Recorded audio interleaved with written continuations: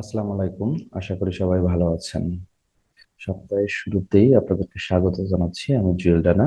আশা করি ভালো আছেন এবং এই সপ্তাহ আপনাদের ভালো কাটুক এই কামনায় শুরু করছি।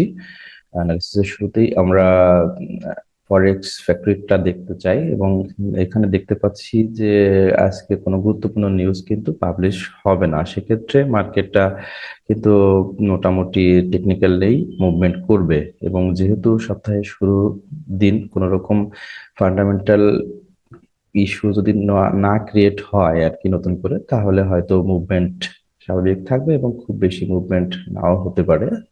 চলুন আমরা গোল্ড চার্টে যাই, তারপরে ওখান থেকে দেখি কোন কোন লেভেল থেকে আমরা বাই সেল করতে পারি।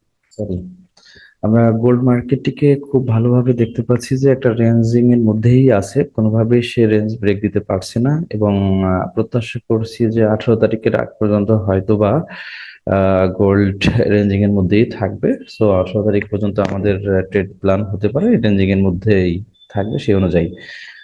এবং সপ্তাহের সেই দিন শুক্রবার আমরা দেখতে পেয়েছি যে গোল্ড মার্কেট কিন্তু একটা ভালো মুভমেন্ট দিচ্ছে এবং নিচের দিকে খুব ভালোভাবে সে আসছে। এখন একটা বড় মুভমেন্টের পরে মার্কেট কিন্তু চেষ্টা করে কিছুটা কারেকশন করার, যথারীতি সেভাবেই চেষ্টা করছে কারেকশন করার।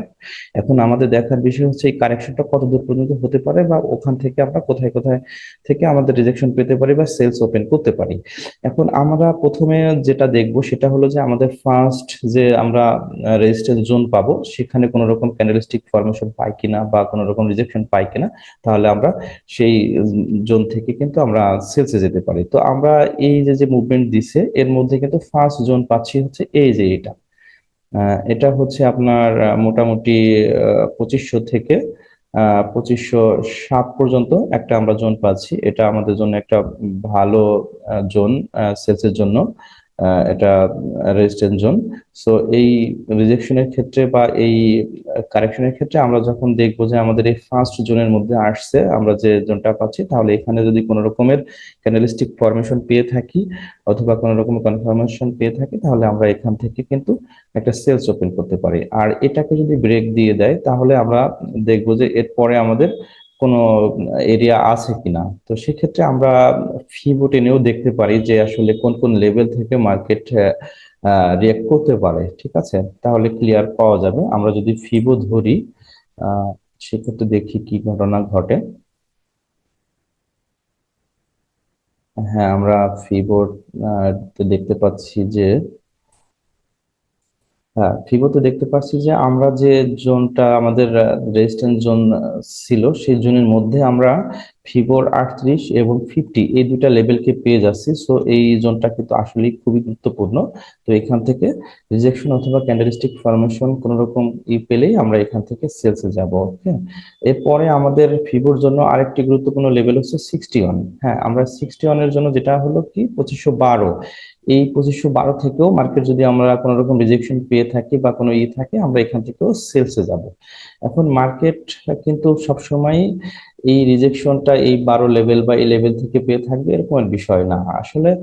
মার্কেটের কন্ডিশন অনুযায়ী আমাদেরকে করতে হবে। এখন যেহেতু একটা বড় ধরনের মুভমেন্ট দিচ্ছে, মার্কেট যদি কোনোভাবে করতে করতে এই জোনটাকে ব্রেক দিয়ে দেয় এবং এই জোনটাকেও ব্রেক দিয়ে দেয় ভিভো লেভেল 12, দেন আমরা কিন্তু তখন যেটা করব সেটা হলো রিট্রেসমেন্টে আমরা এই লেভেল থেকে বায়ে যেতে পারবো। ঠিক আছে, যদি এই 12 লেভেলটাকে ব্রেক দিয়ে দেয় মার্কেট, তাহলে আমরা রিট্রেসমেন্টে এইসব জোন থেকে বায়ে থাকবো। ঠিক আছে, আর যদি মার্কেট কোনোভাবে এটাকে ব্রেক না দেয়, এই যে যে জোনটা আছে এই যে ফিবো লেভেল প্লাস জোন, এই জোনটাকে ব্রেক না দেয়, তাহলে আমরা ক্যান্ডেলস্টিক কনফার্মেশন বা রিজেকশনের মাধ্যমে এখানে আমরা কিন্তু সেলসে যাব। ঠিক আছে, তখন কিন্তু সেলস আসবে এখান থেকে এবং এই লেভেল থেকে আমরা তখন হচ্ছে এইসব লেভেল থেকে সেলসে থাকবো।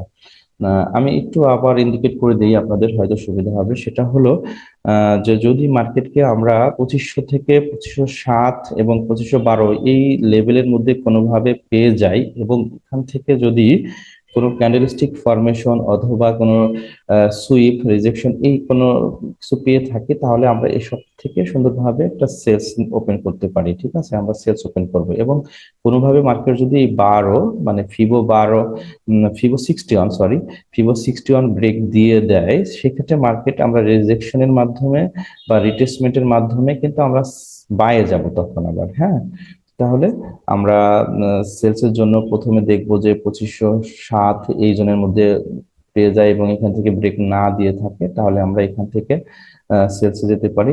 আমরা 12 থেকেও সেলসে যাব।